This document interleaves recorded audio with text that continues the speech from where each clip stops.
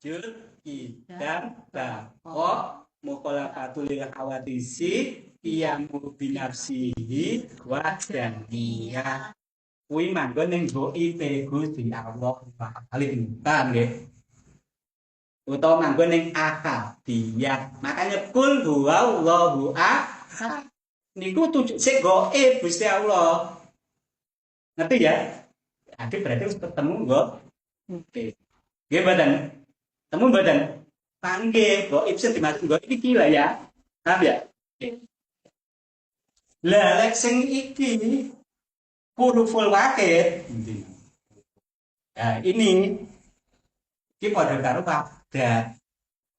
Jadi lihat kodim ini tadi ya, kodim ini tadi dibagi menjadi 3. Berarti ini 1 akadiyah, 2 padat, 3 wakid. Iya. Paham? Kita rugi mata bantu Gusti Allah. Semono to. Kodim. Ketoke telu jane tunggal. Padahal lek gambarane teng kitab niki buntute telu ndase siji. Lek didelok ketoke telu sejatine kuwi siji kakene dipisah.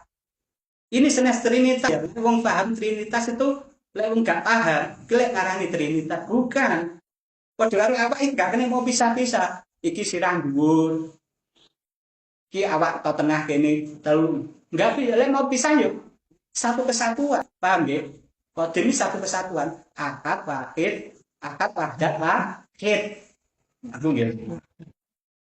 Iki lek mau dibalikne teng mriki sama. Akad berarti alif datul wahid. Wahdat berarti alif huruful wahid. Wahidiyah berarti alif mutakalim wakil. Nggih. Paham ya? Nek wis paham, terus kalau lanjut nih. Lah iki mang alif dan bisa iki bahasane masih ini hubungannya makrifat ben paham. Lah tak dilani waduh mbok bingung.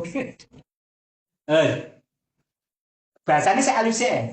Alif datul wadud utawa den arani alif ghaib utawa alif jati. Lah ini kene lho. Iki diarani iki rupane apa? Iki padha karo disebut nek jero niki yo jenenge yaitu darjati, ini darjati. Ya urip jati. Jadi nek jero alif jati iki apa? Enek dat karo urip. Paham? Wong menungso ya enek dohir ya enek nyawone. Paham nggih? Bisa apa ya? Dadi ya enek uripe, paham nggih? Ngeri. Enek darjati urip jati. Manggone ndi ning gone alif ghaib utawa ning gone akadiyat utawa manggone ghaibe Gusti Allah. Paham nggih? Berarti Allah masih jenenge ghaib. Allah masih dalam kesendirian sik dhewe jen bongen apa-apa. Beda ijene makhluk. Sama ngomongnya urip ning asem aku urip ning omah dhewe ijen. Tapi enek omah, enek kursi, enek motor, enek gelas, nggih to?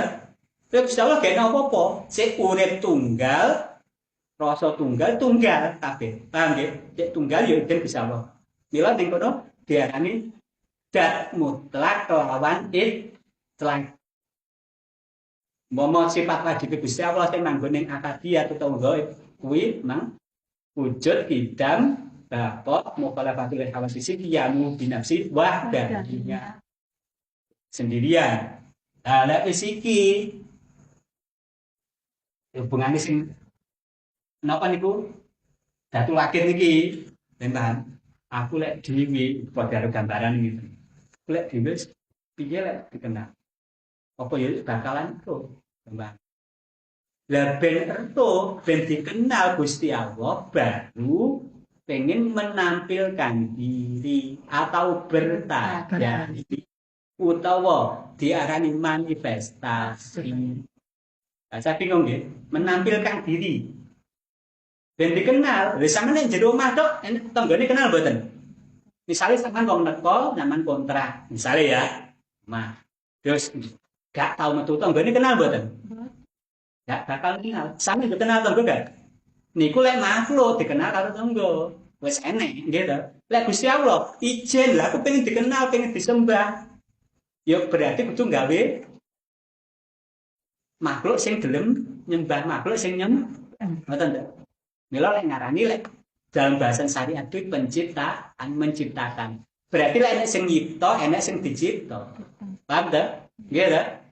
Enek sing nyembah berarti enek sing disembah. Iki masih lek bahasan syariat niku tadi penciptaan. Lek bahasan hakikat itu bahasane apa? Manifestasi bukan penciptaan tapi apa? Menampilkan diri.